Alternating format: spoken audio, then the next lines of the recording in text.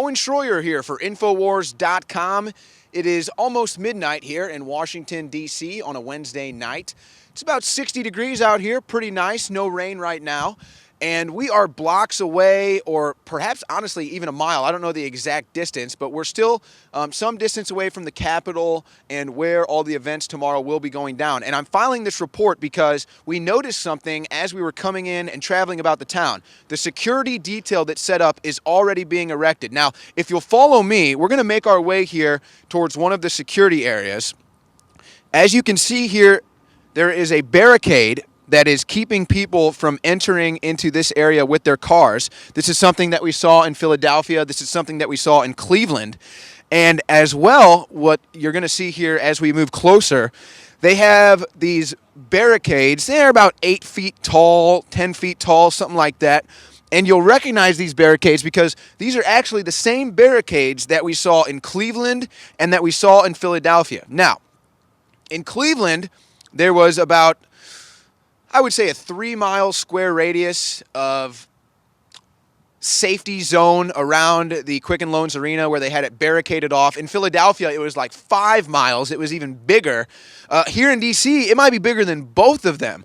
And the reason why we talk about this is because this is going to make it very difficult for protesters or agitators to infiltrate the areas where they might want to get that might have access to Donald Trump, other members of the government, other conservative members of Trump's cabinet, people up there supporting Trump. They won't have easy access to those people because of these barricades. We're going to walk and we're going to show you these. But in Philadelphia, now keep in mind, in Cleveland, the protesters or the anti-Trump people were pretty much kept outside of the area. They were in Cleveland Square. They were in the media kind of tunnel, if you will, in between Quicken Loans and Cleveland Square. They couldn't really get in. In Philadelphia, what we saw was the protesters actually trying to climb these barricades to penetrate the events. So it's very interesting. With these barricades here, you can see them right there. There's a little car entry. Again, we saw this in Cleveland and Philadelphia. Will the protesters, like we saw in Philadelphia, actually make an attempt to climb the barricades and get inside of the off-limits zone? Again, we saw it in Philly. I wouldn't be surprised if we see it here. Now, we are still, let's see, it's almost Thursday. It's almost midnight. So the inauguration, obviously, is not till Friday around noon. So we're still more than 24 hours out. They've already got the barricade set up.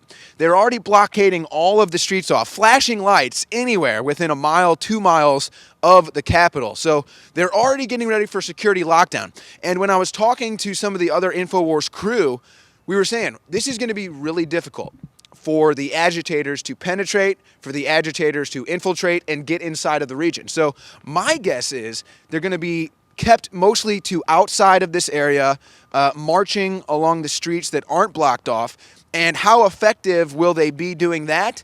I'm not sure. We already know that we're expecting hundreds of thousands of these protesters. So what are they going to do with these numbers? Where are they going to go? They're not going to be able to penetrate these barricades, folks. So they're going to have to be left out here in the streets. Will they try to climb the barricades like we saw in Philadelphia? So it's worth mentioning, there's kind of an inner struggle that I'm going through here, and I'm sure others at InfoWars too, where we're against the police state. We're against, anything that's unconstitutional, like, in my opinion, stop and frisk. But at the same time, when you have events that are about to happen here in D.C., like the presidential inauguration of Donald Trump, when we have known protesters who want to come out, we've already caught them, we know they want to commit acts of violence, we know what they've planned on doing as far as trying to disrupt transportation, what are you supposed to do? So for me, it becomes a matter of principle. Where are we more anti-police state, where we look at stuff like this and we say, wow, this doesn't look like America? Or do we say, hey, look, we've got these communist agitators that are threatening violence, trying to disrupt a major event.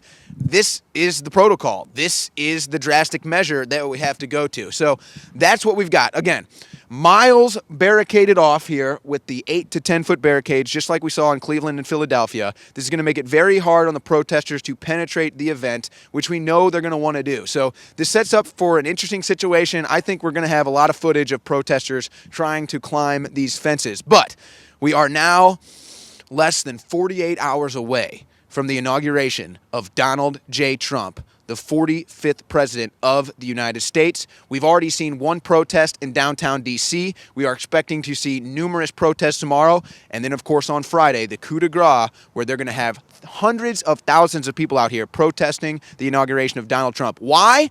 Over fake news. This is Owen Shroyer for Infowars.com. Real news. Be sure to stay right here.